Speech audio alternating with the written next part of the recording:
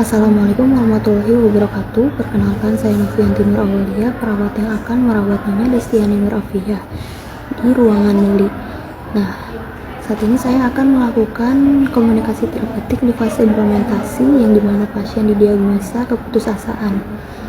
Nah, harapan saya saat ini adalah saya akan menjadi perawat yang tenang sehingga saya bisa mendapatkan data dan juga mengkaji pasien dengan baik dan lengkap. Nah, saya mengutamakan nilai empati tanpa judgement dan saya menganut norma autonomi yang dimana menghormati hak pasien. Nah, saya memiliki kekurangan yaitu saya mudah nervous yang dimana nanti saya akan terblocking sehingga saya lupa apa yang ingin saya sampaikan. Lalu untuk mengatasinya saya akan melakukan teknik nafas dalam dan juga saya akan berlatih komunikasi dengan baik. Selanjutnya untuk kelebihannya saya adalah pendengar yang baik sehingga pasien merasa didengar dan juga merasa aman saat berkomunikasi nanti. Nah, saat ini saya merasa cemas dan takut karena saya takut saat ini saya ada di fase implementasi. Saya takut saya tidak bisa mendapatkan data dengan lengkap, tidak bisa mengkaji tanda dan gejala pasien, selanjutnya tidak bisa berdiskusi dengan pasien. Untuk mengatasi hal tersebut, nah saya melakukan teknik nafas dalam dan saya juga mendekati pasien dengan bertahap dan berbicara dengan nada lembut sehingga bisa membuat komunikasi dengan baik. Untuk data objektifnya ini, pasien terlihat murung dan sedih, lalu pasien kontak matanya kurang dengan perawat dan juga pasien tidak memiliki semangat serta motivasi. Untuk data subjektifnya, pasien mengatakan pasien tidak bersemangat dan tidak memiliki motivasi, lalu pasien mengeluh, pasien bingung untuk masa depannya seperti apa, tidak jelas. Nah, lalu untuk diagnosanya ini diagnosa keputusasaan. Untuk tindakan keperawatannya, pasien mengenal tanda dan gejala keputusasaan, lalu pasien bisa mengidentifikasi terkait kemampuan yang dimiliki, lalu sistem pendukung yang dimiliki, serta harapan dalam kehidupannya.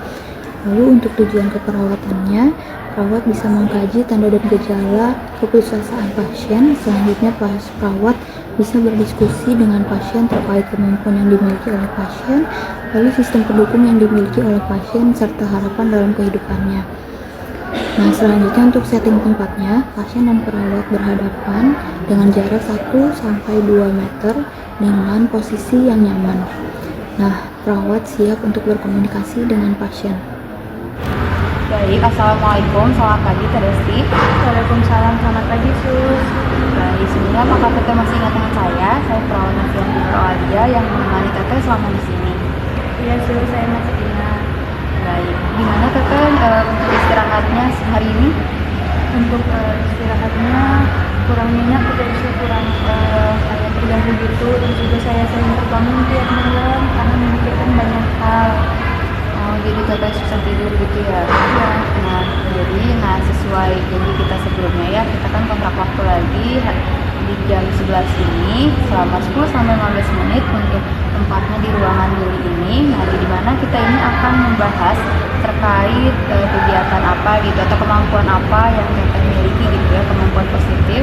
Selanjutnya orang-orang terdekat siapa aja gitu yang dekat dengan Teteh, lalu harapan apa terkait Teteh gitu untuk masa depan. Nah, apakah Teteh bersedia? Iya Sus, saya bersedia. Baik. Nah, Teh Desti, untuk sekarang ini gimana sih perasaan Teteh? Nah, apakah Teteh ada harapan gitu untuk masa depan? Untuk masa depan saya tidak ada harapan gitu ya Sus. Juga saya bingung, belum memikirkan arah karir yang jelas itu bagaimana. Juga saya takut terkait masa depan, nanti saya takut mengecewakan orang tua. Terus untuk saat ini jadi saya bingung gitu Sus, juga tidak kurang semangat. Oh, seperti itu ya. Terima kasih ya Teteh sudah menceritakan apa yang Teteh rasakan. Jadi dari tanda-tanda yang tadi Teteh ceritakan itu adalah tanda-tanda keputusasaan ya. Nah, jadi apa sih gitu yang bikin Teteh benar-benar takut gitu terkait yang Teteh alami saat ini? Yang benar-benar bikin saya takut itu terkait masa depan saya gitu Sus. Kayak kan saya belum memiliki arah yang jelas, sedangkan saya selalu minder melihat teman-teman saya memiliki tujuan dan juga arahnya yang jelas. Nah, dari karena kan tadi Teteh kan yang terasakan kan seperti itu ya. Nah, apakah itu mengganggu aktivitas Teteh? Untuk tadi yang saya ceritakan itu sangat cukup mengganggu aktivitas saya ya sus. Jadi saya juga bikin terganggu, terus tiap malamin saya sering terbangun, terus juga nafsu makan saya itu berkurang, lemas, tidak semangat. Nah, jadi Teteh aktivitas tadi itu masih bisa diatasi ya.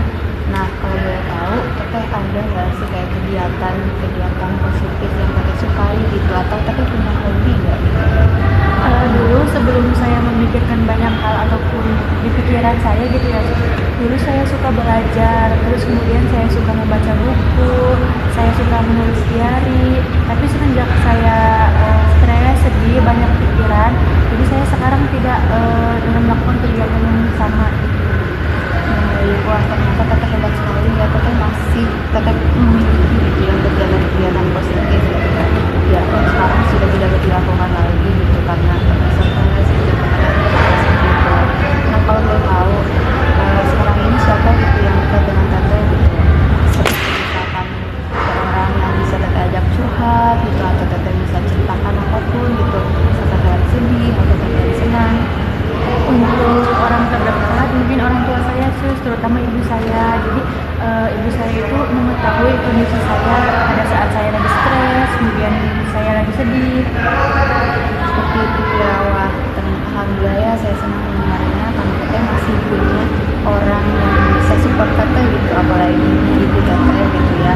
Ibunya sangat baik sekali gitu ya, selalu support Teteh, selalu mendengarkan Teteh dengan baik. Nah, itu adalah salah satu support yang sangat baik gitu untuk Teteh. Nah, kalau boleh tahu nih Teteh, untuk harapan ke depan itu seperti apa sih? Untuk harapan ke depan, saya bingung ya sus, saya tidak memiliki harapan apapun karena saat ini saya masih belum jelas itu arah karirnya bagaimana. Juga saya takut banget bikin orang tua saya kecewa, terus saya malas, terus juga kurang bersemangat gitu sus menjalankan hari-harinya. Baik. Nah, Teteh, kita bisa atasi ya hal-hal tersebut gitu ya, dengan langkah-langkah seperti kita bisa bersosialisasi kembali gitu ya. Misalkan Teteh ketemu lagi dengan teman-teman Teteh, misalkan bermain atau berdiskusi. Selanjutnya Teteh bisa lakukan kembali kegiatan-kegiatan dengan teratur, seperti makan yang teratur, lalu tidur yang cukup, dan juga Teteh bisa melakukan kegiatan-kegiatan tadi yang Teteh sukai gitu ya, seperti membaca, menulis, pokoknya seperti itu. Selanjutnya, nah, kita bisa membangun harapan gitu ya terkait masa depan Teteh gitu, seperti karir apa gitu yang Teteh inginkan, seperti itu. Baik suster, nanti saya akan coba. Nah, jadi Teteh jangan minder ya gitu tentang teman-teman Teteh atau apapun itu. Nah, karena kan semua orang juga ada waktunya ya. Nah, jadi,